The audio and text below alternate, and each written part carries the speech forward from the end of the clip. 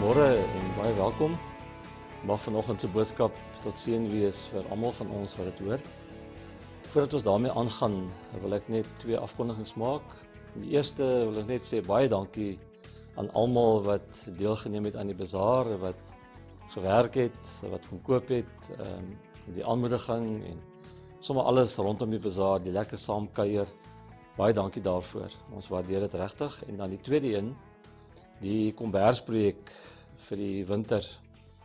Julle moet asseblief vir Marie Jean kontak as julle komberse het wat julle kan skenk. Daar is baie mense wat dit nodig het ook in hierdie wintertyd en ons sal baie graag wil hê dat julle almal saamwerk om dit ook vir hulle moontlik te maak om ook 'n warm ding te hê vir die winter. Kom ons raak nou stil voor die Here. Here, baie dankie vir die wonderlike voorreg dat ons weer eens saam kan wees. Al is dit ook so oor met media, maar dat ons vir U kan sê, Here, ons is dankbaar dat U daar is om na ons om te sien. Dankie dat ons aan U behoort. Dankie dat U met groot genade elke dag met ons bemoeienis maak. Dankie, Here, dat ons U kinders genoem kan word.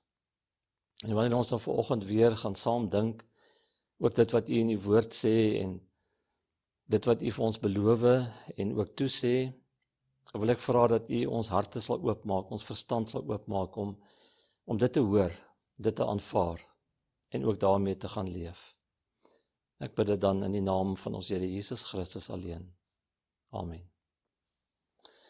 Ek wil graag vanoggend begin lees Romeine 6, net so 'n paar verse, en die hele gedeelte gaan oor genade.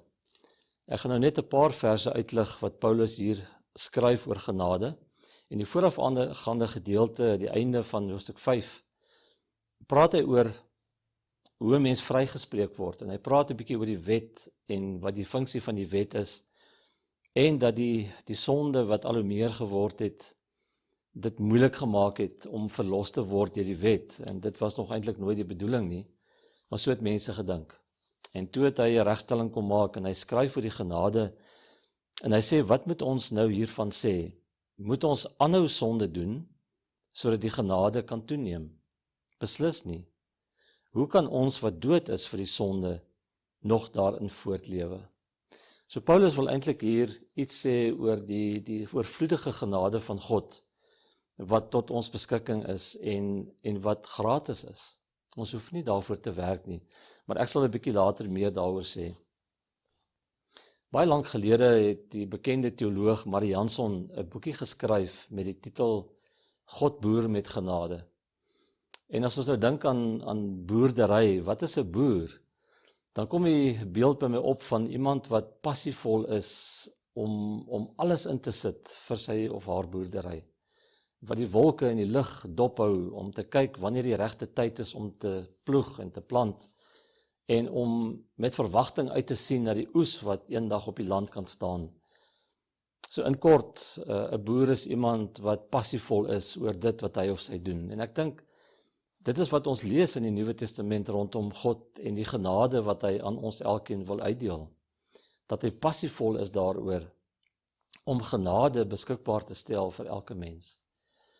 Maar nou het dit in die geskiedenis ook so gebeur dat die mens om slimmer begin hou het en allerhande goed begin uitdink het wat hom pas en die genade konsep eintlik begin verdraai het. En so het ons baie voorbeelde in die geskiedenis daarvan en een persoon wat dadelik in my gedagtes opkom is Martin Luther, wat 'n priester was in die Rooms-Katolieke Kerk hier in die 15de eeu, begin 16de eeu. En hy het deur al die goed gegaan om 'n goeie priester te wees en getrou aan die dogma van die Katolieke Kerk, het hy alles nagekom wat hulle geleer het.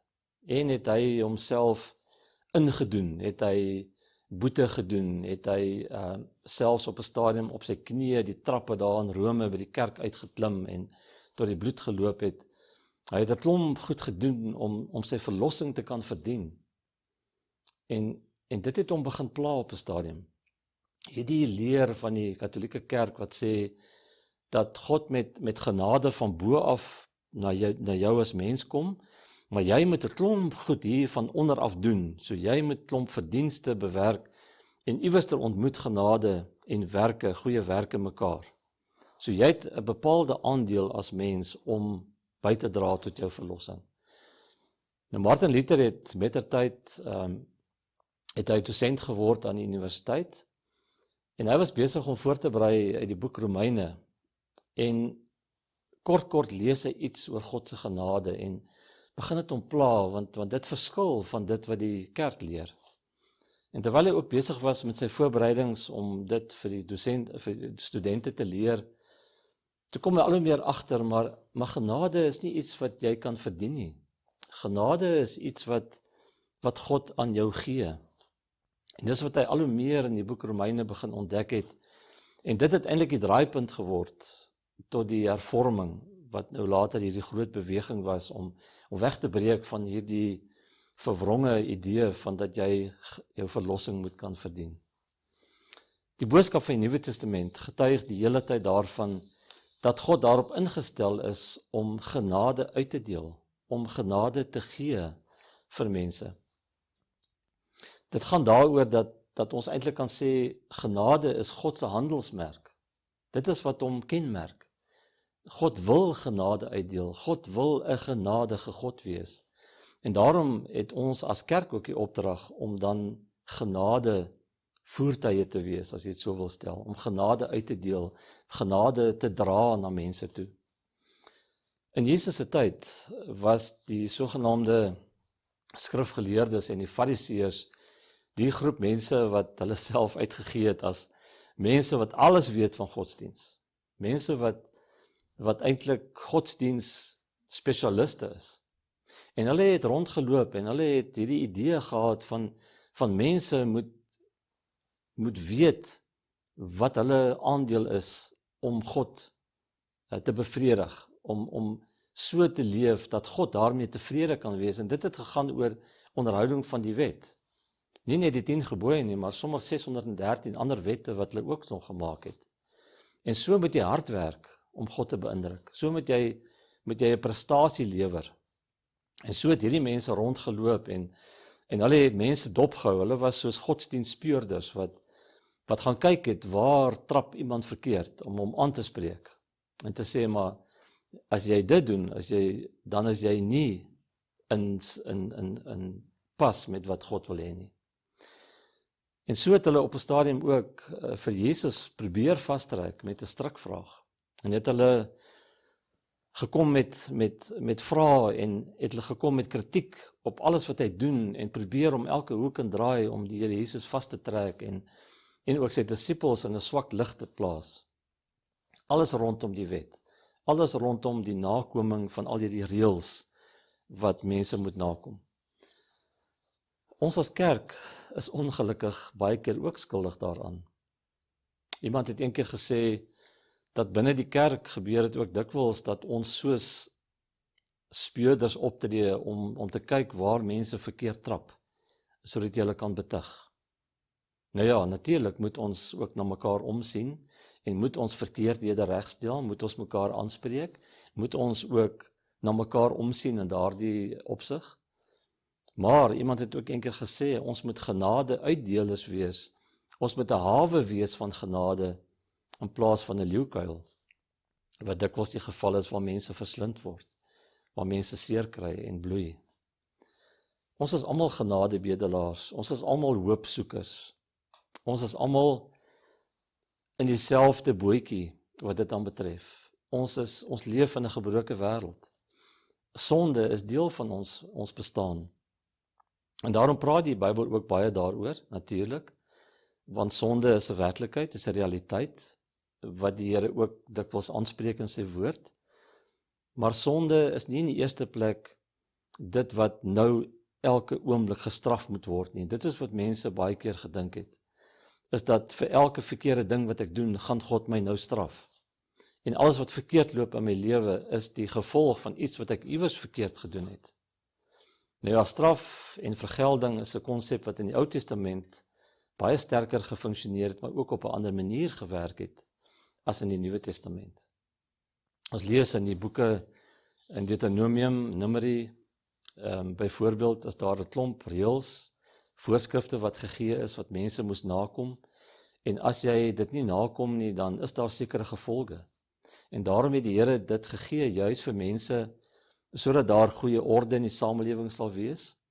Hy het riglyne gegee, sodat daar bepaalde norms en waardes moet wees, waarvolgens die mense leef, en ook om God se eer natuurlik te beskerm.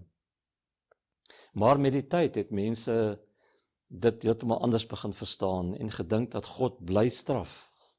Terwyl ons in die Nuwe Testament lees, dat die Here Jesus aan die kruis gesterf het, sodat elkeen van ons vry kan uitstap. Ons lees in 2 Korintiërs 5 vanaf vers 19, die boodskap van versoening bestaan daarin dat God deur Christus die wêreld met homself versoen het en die mense hulle oortredinge nie toereken nie. En dit strook ook met wat ons lees in Romeine 3 vers 19. Niemand sal hom dus kan verweer nie, en die hele wêreld is strafwaardig voor God. Almal het gesondig en het nie deel aan die heerlikheid van God nie, maar hulle word sonder dat hulle dit verdien, op grond van sy genade vrygespreek, vanweë die verlossing deur Jesus Christus. Dit is die boodskap waaraan ons moet vashou. 2 Korintiërs 5 vers 21, wat ook baie duidelik sê, Christus was sonder sonde, maar God het hom in ons plek as sondaar behandel, sodat ons deur ons eenheid met Christus vrygespreek kan wees. Maar die vryspraak beteken natuurlik nie dat ons nou kan leef net soos wat ons wil nie. En omdat die genade oorvloedig is, ons nou maar kan aanhou leef net soos wat ons goed dink nie. Saam met die vryspraak kom 'n groot stuk verantwoordelikheid ook saam. Dit bring ons by die begrip genade, waaroor die boodskap vandag gaan. Die Griekse woord is charis, en dit beteken eintlik geskenk, vrye guns, iets wat jy kry sonder dat jy dit verdien. Dit het ook 'n baie sterke verband met vreugde, om vreugde te beleef. In Engels praat die mense van something that delights, iets wat jou goed laat voel, iets wat jou wil laat spring van blydskap. Dit kan ook 'n emosie of 'n gevoel wees, soos eensgesindheid of goedgesindheid, en daarmee saam is daar 'n element van vrywilligheid of ongedwongenheid. Genade kan nie verbind word met iets wat gedwonge is nie, iets wat 'n verpligting is nie. Genade moet van self kom.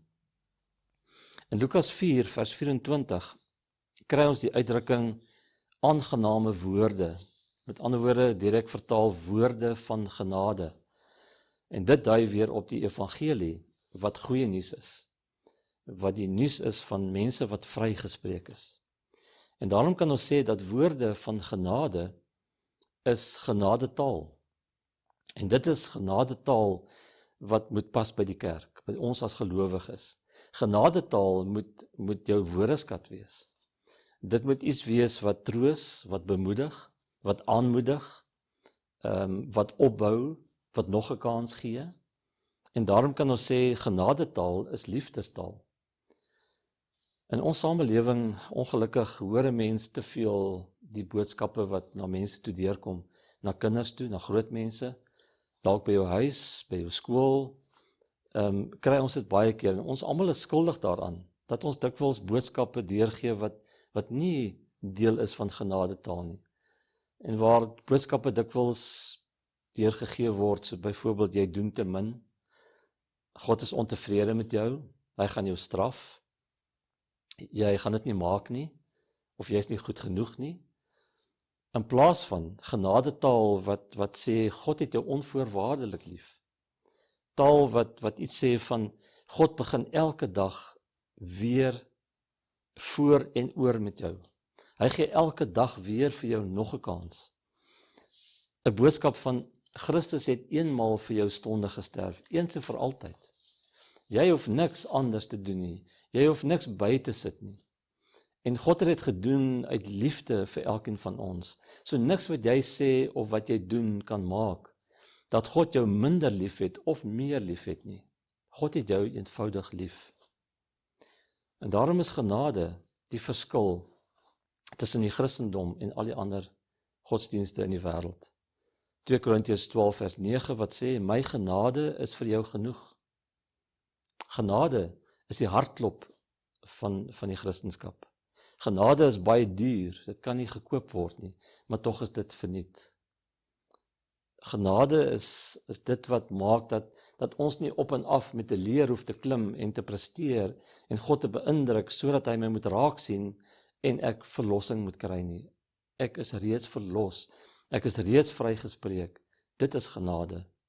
En daarom moet hierdie genade deur elkeen van ons wat kerk is, gelowig is, dit gaan uitdra in hierdie wêreld, na mekaar toe, na mense wat die Here nie ken nie, moet ons genade taal praat, moet ons genade dra en moet dit deel wees van ons menswees, sodat iets daarvan sigbaar word van wat die Here met my doen, met sy genade.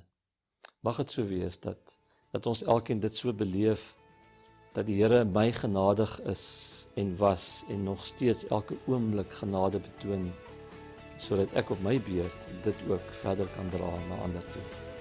Amen.